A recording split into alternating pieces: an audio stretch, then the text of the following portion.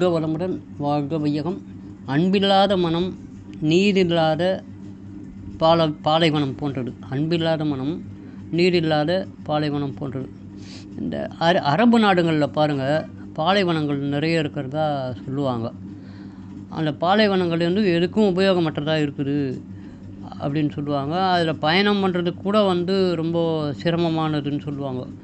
மிக அதிகமான காற்று வீசும்னு சொல்லுவாங்க. மிக அதிகமான வெப்பம் இருக்கும்னு சொல்லுவாங்க. மனிதர்கள் அங்கே எளிதில் பயணப்பட முடியாதுன்னு சொல்லுவாங்க. அதனால தான் வேறு எந்த வாகனமும் போக முடியாத ஒரு சூழ்நிலை ஒட்டகத்தை வச்சு அவங்க பயணிக்கிறாங்க. அவங்க வாழ்க்கையை அங்கே நடத்திக்கிட்டே தான் இருக்கிறாங்க, பயணம் செய்து இருக்கிறாங்க.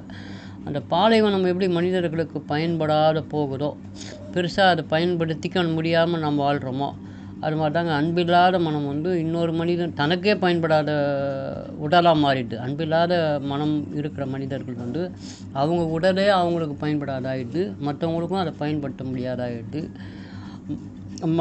உடலாகப்பட்டது காலப்போக்கில் நோய்வாய்ப்பட்ட உடலாக மாறிடுது. நோய்வாய்ப்பட்ட உடலாக மாறும்போது என்ன ஆகும்? அது அன்பில்லாதனால தான் அப்படி நோய்வாய்ப்பட்ட மனமாக மாறுதுன்னு நம்ம தெரியாமல் வாழ்க்கையை கடத்த வேண்டிய சூழ்நிலை நாம் இருக்கிறோம். அன்பை வளர்த்து கொள்ளும்போது மற்ற எல்லாம் பின்னாடி தள்ளப்படுது. அந்த அன்பு மற்ற மனிதர்கள் ஒன்றிணைத்து வைக்குது. அதை உணர்ந்து பாலைவன இல்லாத சோலைவனமான அந்த பூமியை நம்ம உருவாக்கணும்னா எல்லா மனிதர்களும் அன்பு செலுத்த வேண்டும். வாழ்க வளமுடன் வாழ்க வையகம்.